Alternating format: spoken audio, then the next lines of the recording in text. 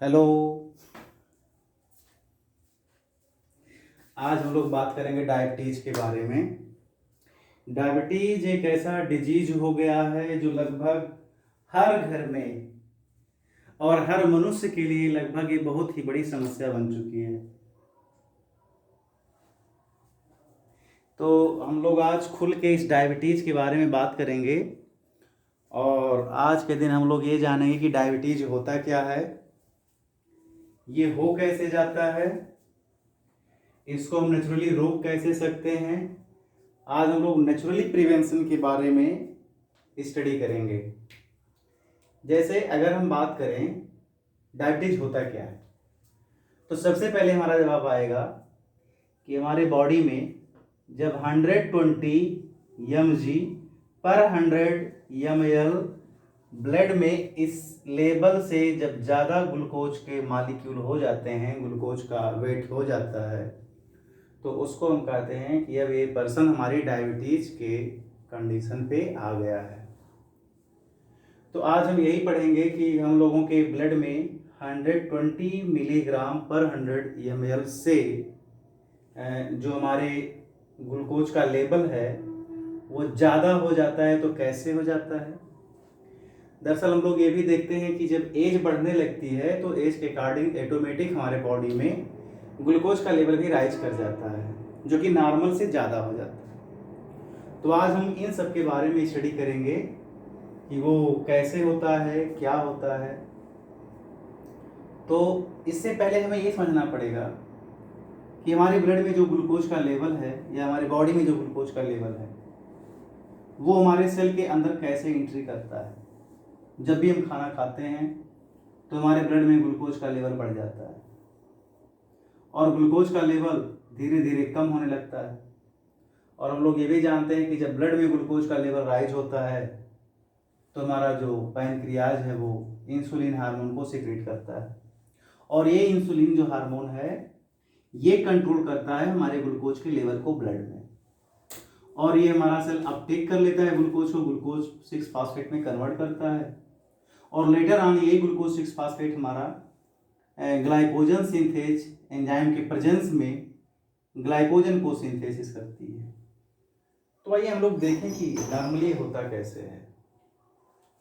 देखो, जब pancreas insulin को सीक्रेट करता है तो ये हमारा प्लाज्मा मेम्ब्रेन है जो कि फास्फोलिपिड के बाइलेयर से बनी हुई है और इसमें इंटीग्रल प्रोटीन्स होती हैं।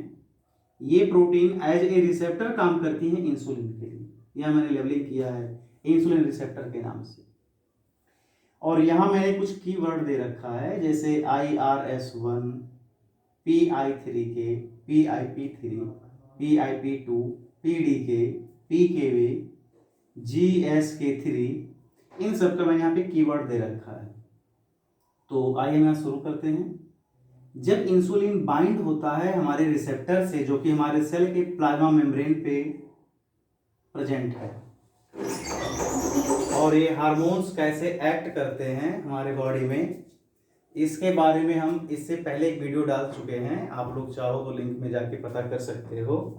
तो हम सभी लोग जानते हैं कि इंसुलिन हमारा प्रोटीन नेचर का होता है और ये बाइंड होती है हमारी प्लाज्मा मेम्ब्रेन के सरफेस पे और इस पे रिसेप्टर लगे होते हैं।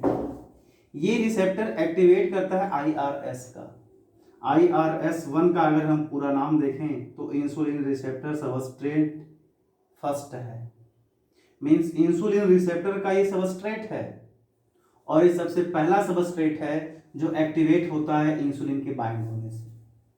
हमने हार्मोन के बारे में डिस्कस किया है, कुछ प्रोटीनियस नेचर के जो हमारे हार्मोन्स होते हैं और हमारे स्टेरॉयड केमिकल के जो मतलब जो नेचर के हार्मोन्स होते हैं, सेकेंडरी मैसेंजर के फॉर्म में मैंने उनको एक साथ लिख दिया है। तो हमारे सेकेंडरी मैसेंजर ही हैं। और ये इंसुलिन रिसेप्टर सबस्ट्रेट 1 एक्टिवेट होके क्या बनाता है, इंसुलिन रिसेप्टर सबस्ट्रेट 1 फास्फोराइलेटेड, और ये फास्फेट आके बाइंड होती है। चूंकि ये हमारी प्रोटीन की बनी हुई है तो प्रोटीन बना होता है अमीनो एसिड से। उसमें एक अमीनो एसिड का नाम है टायरोसिन। ये टायरोसिन अमीनो एसिड जा करके फास्फोराइलेट हो जाती है और ये बाइंड होती है हमारी PI3K, जिसका पूरा नाम है फास्फोटिडिल इनोसिटॉल 3 काइनेज। फास्फोटिडिल इनोसिटॉल 3 काइनेज से बाइंड होती है और ये हमारे फास्फोटिडिल इनोसिटॉल 2 फास्फेट को कन्वर्ट कर देती है फास्फोटिडिल इनोसिटॉल 3 फास्फेट में, और ये 3 फास्फेट एक्टिवेट करती है PDK को। PDK1 का पूरा नाम है प्रोटीन काइनेज 1। काइनेज जो नाम आता है ये हमारे फास्फोराइलेशन वाले नेचर को इंडिकेट करता है, और ये हमारे एक्टिवेट करते हैं PKB को। PKB का फंक्शन क्या है कि जो हमारा glycogen synthesis kinase means glycogen को सिंथेसाइज करने वाला एंजाइम, इसको ये इनएक्टिवेट कर देता है। क्या करता है? इनएक्टिवेट कर देता है। कैसे? फास्फोराइलेट करके। तो अगर ये इनएक्टिवेट हो जा रहा है, इसका मतलब ये है कि हमारे ग्लाइकोजन का सिंथेसिस होना बंद हो जाएगा।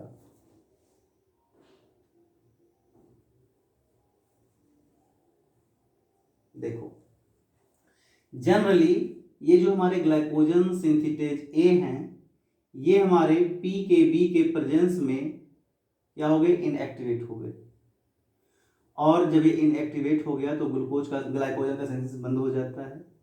नॉर्मली क्या होता है कि ये हमारा ग्लाइकोजन सिंथेज जो एक्टिवेटेड फॉर्म में है, ये ग्लाइकोजन को सिंथेसाइज करता है और ग्लूकोज से ग्लाइकोजन के फॉर्मेशन को एक्सेलरेट कर देता है।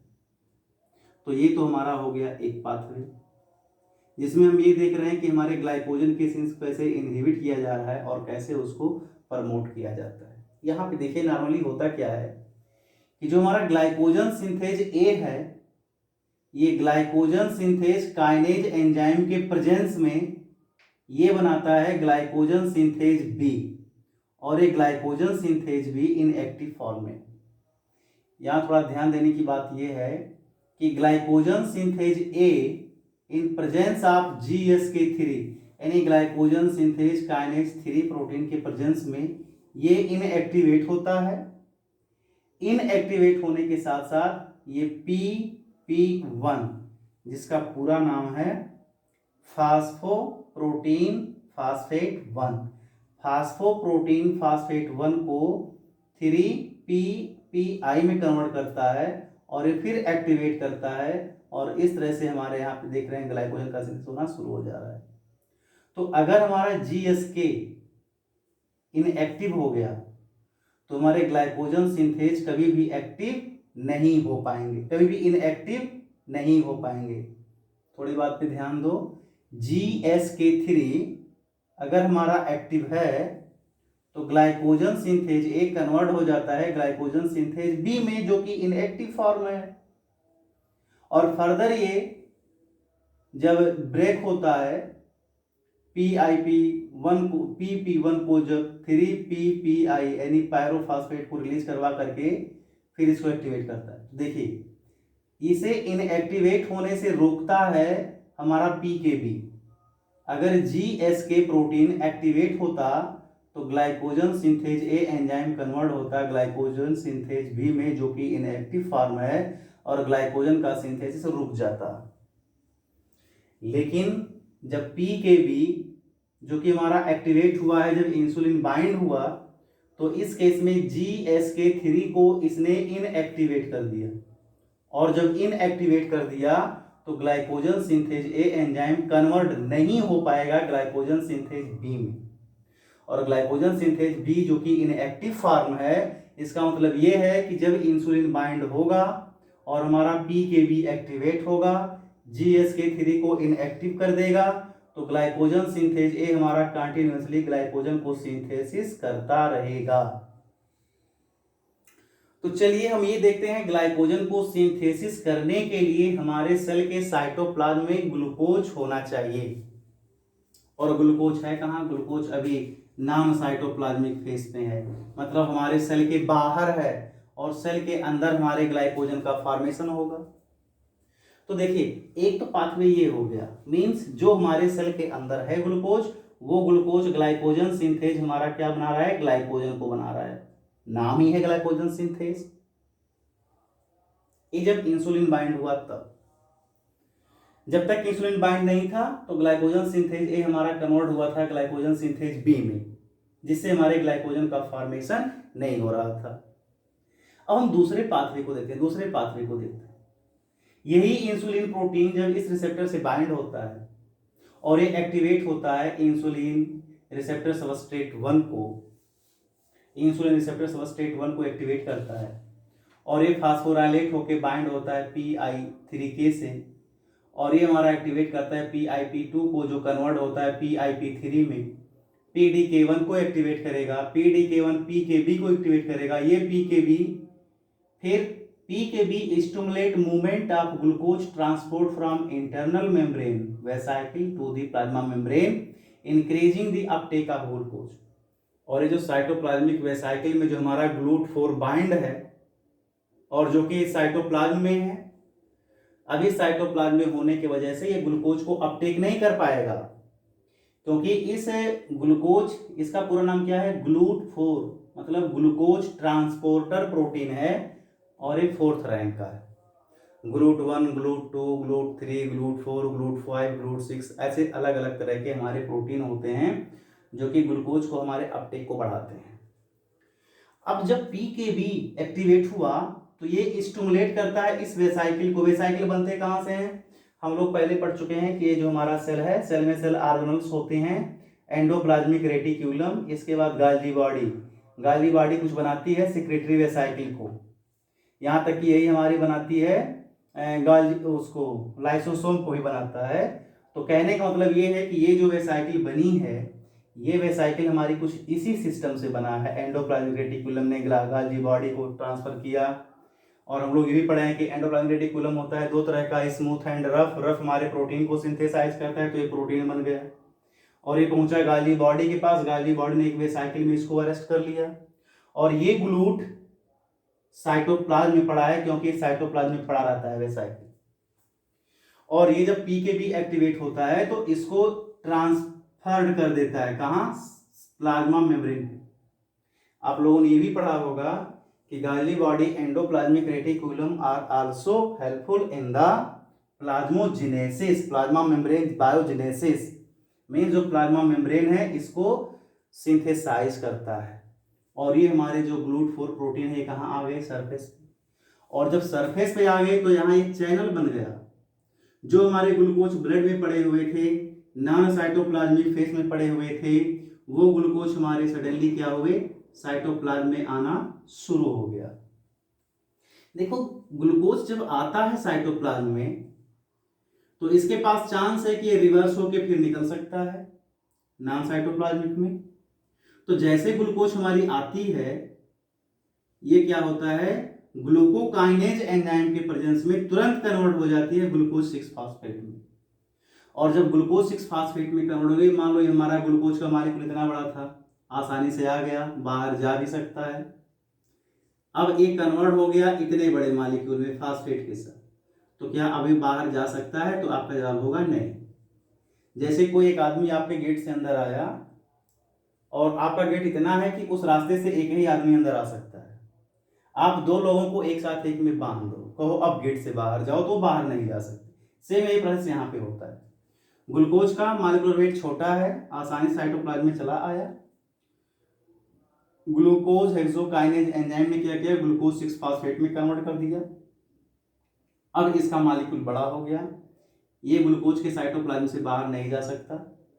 ये ग्लूकोज 6 फास्फेट किसमें इन्वॉल्व हो जाएगा, ग्लाइकोजन के सिंथेसिस में, क्योंकि ऑलरेडी इंसुलिन इधर तो इसके प्रोटीन को भी ला रहा है सेल मेम्ब्रेन पे, और इधर ये GSK3 को इनएक्टिवेट करके ग्लाइकोजन सिंथेज ए एंजाइम को एक्टिवेट किए रखा है, इसको परसिस्ट किया है, जिससे हमारे ग्लाइकोजन का फॉर्मेशन होता है। तो इस तरह से इंसुलिन के प्रेजेंस में ग्लूकोज का अपटेक भी होता है, पहला केस हो गया। और दूसरा केस जो ग्लूकोज 6 फास्फेट बन रहा है, उससे ये PKB GSK3 को इनएक्टिवेट करके ग्लाइकोजन का सिंथेज कंटिन्यूअसली कर रहा है, जिससे हमारे सेल में क्या होता है, ग्लाइकोजन का फॉर्मेशन होना शुरू हो जाता है। और हम लोग यही कहते हैं कि एनिमल और फंगस के केस में जो हमारे store form of the food होते हैं वो क्या होता है, ग्लाइकोजन होता है। तो इंसुलिन के प्रेजेंस में इस तरह से जो है हमारे ग्लाइकोजन का फॉर्मेशन हो जाता है। चलिए, ये तो हो गया हमारा नॉर्मल केस। अब हम देखते हैं कि कैसे हमारे ब्लड में ग्लूकोज का लेवल बढ़ जाता है। तो ब्लड में ग्लूकोज का लेवल बढ़ने के दो रीजन है। एक, या तो हमारे इंसुलिन का प्रोडक्शन कम हो जाए। दूसरा केस क्या हो सकता है? दूसरा केस हो सकता है कि इंसुलिन का प्रोडक्शन तो नॉर्मल है, लेकिन इसका रिसेप्टर का जो शेप है वो शेप थोड़ा खराब हो जाए। और शेप खराब हो जाने से क्या होती है कि इंसुलिन बाइंड नहीं कर पाती। तो जब इंसुलिन बाइंड नहीं होगी तो इस केस में हम देखेंगे कि ये जो हमारा IRS है, इंसुलिन रिसेप्टर सबस्ट्रेट 1, ये एक्टिवेट नहीं हो पाएगा। और इसके एक्टिवेट ना होने से हमारा पूरा का पूरा खेल क्या होगा? खराब हो जाएगा। तो अब हम यहाँ पे ये बात करेंगे कि इंसुलिन का सिक्रीशन भी हो सकता है कम प्रोडक्शन हो, क्योंकि हम लोग जानते हैं पैनक्रियाज में बीटा सेल होता है, बीटा सेल ही इंसुलिन को बनाता है। तो एज बढ़ने के साथ साथ हमारे ऑर्गन वीक होते हैं और वहां से इंसुलिन का फॉर्मेशन कम हो गया, प्रोडक्शन कम हो गया।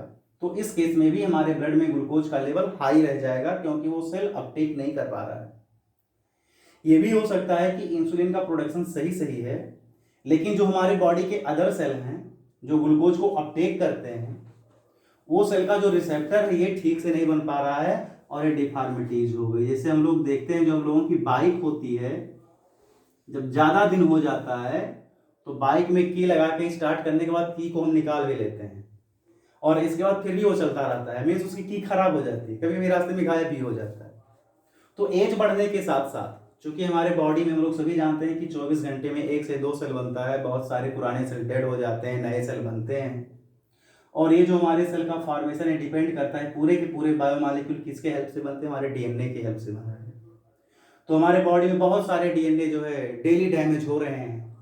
तो ये जो हमारा रिसेप्टर है, इस रिसेप्टर क्या होते हैं? खराब हो जाते हैं। और जब रिसेप्टर खराब हो जाता है तो इस केस में हम देखते हैं कि जो ग्लूकोज का अपटेक है वो स्लो हो जाता है और हमारे ब्लड में ग्लूकोज का लेवल हमेशा राइज रहता है। तो जब ब्लड में ग्लूकोज का लेवल ज्यादा होगा, आपको भूख कम लगेगी। इसलिए एज बढ़ने के साथ साथ जो हमारी डाइटिंग है, जो फूड करने का कैपेसिटी है, वो क्या होती है? कम हो जाती है। दूसरी बात ये भी हो सकता है कि इंसुलिन के रिसेप्टर ना होने की वजह से हमारा ये जो सिस्टम है ये थोड़ा सा स्लो हो जाता है। तो स्लो होगी तो हमारी ब्लड में क्या होगा? ग्लूकोज का लेवल हमेशा थोड़ा नॉर्मल से ज़्यादा होगा। यही रीजन है कि जब एज बढ़ती जाती है तो हम लोग 120 को नेग्लेक्ट करके 130 को भी नॉर्मल मानते हैं। अगर आप 40-45 साल के हो गए हो, मोर देन 30 ईयर, और आपके बॉडी में अगर 130 या 125 ग्लूकोज का लेवल है ब्लड में, तब भी कहते हैं कि आप नॉर्मल हो, आपका इनिशियल स्टेज पे। तो ऐसे होते हैं हमारे बॉडी में डायबिटीज। तो आइए हम ये देखते हैं कि इसको हम कंट्रोल कैसे करें। चूंकि हमारा टॉपिक है नेचुरल वे से कंट्रोल करना, न कि मेडिसिन पर्पज से। मेडिसिन के बारे में हम बाद में कभी बात करेंगे कि किस तरह से हमारी मेडिसिन डायबिटीज के लेवल को हमारी बॉडी में कंट्रोल करती है। जैसे बहुत सारे लोग खा रहे हैं मेडिसिन, ग्लिमराइड हो गई और सारी दवाएं मार्केट में आ रही हैं जो कि हमारी पैनक्रियाज के सेल्स पे एक्ट करती हैं। तो उनके बारे में हम लोग लेटर ऑन बात करेंगे। पहले तो नेचुरली के बारे में बात करेंगे, क्योंकि आज का हमारा टॉपिक है नेचुरली ट्रीटमेंट, हम कैसे कंट्रोल करें। तो बहुत लोग होते हैं 30 ईयर 40 ईयर होने के बाद जैसे ग्लूकोज का लेवल बढ़ा, वो कहते हैं कि अब तो मैं मर रहा हूँ, मेरी बॉडी में वैसे एनर्जी कम है, ऊपर से मैं क्या करूँ। उनके लिए सबसे बेस्ट तरीका क्या है कि वो एक्सरसाइज को अपनाएं। ये मैकेनिज्म जहां तक चलती है हमारे हिपैटिक सेल में, मींस लीवर के सेल में, और लीवर ही हमारे ग्लाइकोजन के फॉर्म में स्टोर करता है। जब और ज़्यादा हम खाना खाते हैं, ओवर फीडिंग करते हैं, तो ये फैट भी फॉर्म कर लेता है। लेकिन अगर हम यहाँ पे बात करें, यहाँ पे तो ये मैकेनिज्म कुछ अलग है, और ये फॉलो होता है हमारे स्केलेटल मसल्स पे। स्केलेटल मसल्स मीन्स हमारी वो मसल्स जो हमारे बोन से जुड़ी हुई है, डायरेक्ट हमारे स्केलेटन सिस्टम से जुड़ी हुई है। तो इस केस में अगर हम एक्सरसाइज को फॉलो करें तो हम अपने मसल्स को कॉन्ट्रैक्ट करते हैं, और कॉन्ट्रैक्ट होने के बाद जो हमारी मसल सेल की एंडोप्लाज्मिक रेटिक्यूलम होती है उसको हम कहते हैं सार्कोप्लाज्मिक रेटिक्यूलम। और ये सेल सिग्नलिंग से क्या होती है कि इस पे IP3 होती है और वो कैल्शियम को रिलीज करती है। कैल्शियम को कहाँ सिक्रेट करती है? साइटोप्लाज्म में, सेल के साइटोप्लाज्म में। और साइटोप्लाज्म में जब कैल्शियम का लेवल बढ़ता है तो काल्मोडोलिन यम को ये एक्टिवेट करती है, और ये काल्मोडोलिन यम के को एक्टिवेट करती है, और ये क्या करती है कि फास्फोराइलेट करती है इस वेसाइकिल को, और इस वेसाइकिल पे एक प्रोटीन बाउंडेड है, उस प्रोटीन का नाम है GLUT4 यानी ग्लूकोज ट्रांसपोर्टर 4 प्रोटीन, और ये ट्रांसफर होके आता है सेल के मेम्ब्रेन पे, प्लाज्मा मेम्ब्रेन पे, और जब मेम्ब्रेन पे आती है तो ग्लूकोज को अपटेक कर लेती है, मान लो ग्लूकोज है अपटेक कर लेती है। तो क्या इस सिस्टम में कहीं भी इंसुलिन का यूज हुआ? नहीं। मीन्स हम सिर्फ एक्सरसाइज करके ही अपने ब्लड में ग्लूकोज के लेवल को कम कर सकते हैं, और वो ग्लूकोज हमारे साइटोप्लाज्म में आकर के हमको एनर्जी दे सकता है, ग्लाइकोजन को फॉर्म कर सकता है। तो नेचुरली अगर ट्रीट करना है तो हमें क्या करना पड़ेगा? हमें एक्सरसाइज करनी पड़ेगी, जिससे जो हमारे ग्लूकोज का लेवल हमारे ब्लड में राइज है वो हमारे साइटोप्लाज्म में आ जाए। कैसे आएगा? इस तरह से आएगा, इस पाथवे को फॉलो करते हुए। इसके और भी पाथवे हैं, 3-4 पाथवे हैं, बट उसमें मैक्सिमम स्टेप अननोन है, जिसके बारे में रिसर्च अभी चल रही है।